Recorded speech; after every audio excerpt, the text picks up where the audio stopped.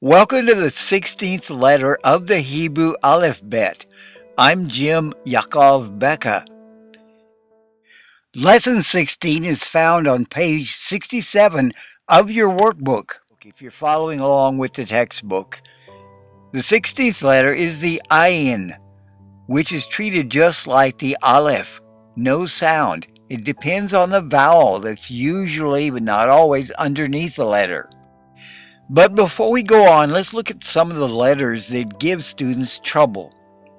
These letters look a lot alike, but if you look at the first one, the Zayin, it's two separate lines. It looks a lot like the Vav, but the Vav has one line, as does the Nun Safet, or final Nun. It's the Nun that appears at the end of the word. It goes way down below the baseline. And the Vav, like the Nun Safet, is one single line. Now let's look at two of these letters that are in the same word in a verse from Genesis 1. The Vav begins the word and the Nun Safet ends the word. Now let's take out the in-between letters. And you can see the differences. Now remember, the Nun Safet is only seen like this at the end of a word. And these are a few other letters that give students trouble.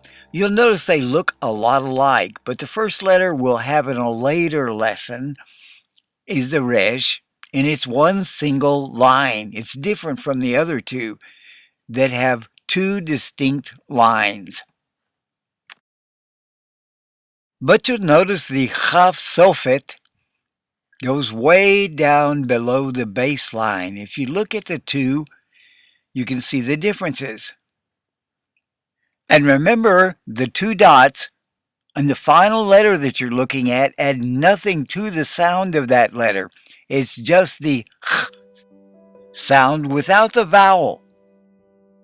Now let's go back to the sound of the Ayin, which is handled similar to the Aleph.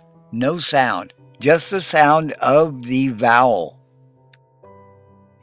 This is a simple word with the Ayin beginning it, and the second letter is the Mem Safet. And remember, the final Mem is written different than the Mem that's in the middle or at the beginning of words. Now let's look at this.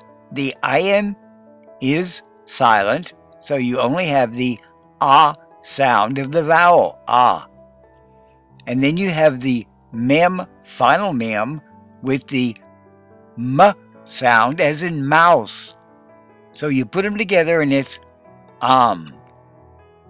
And Am means people or nation. It's in a very popular sentence.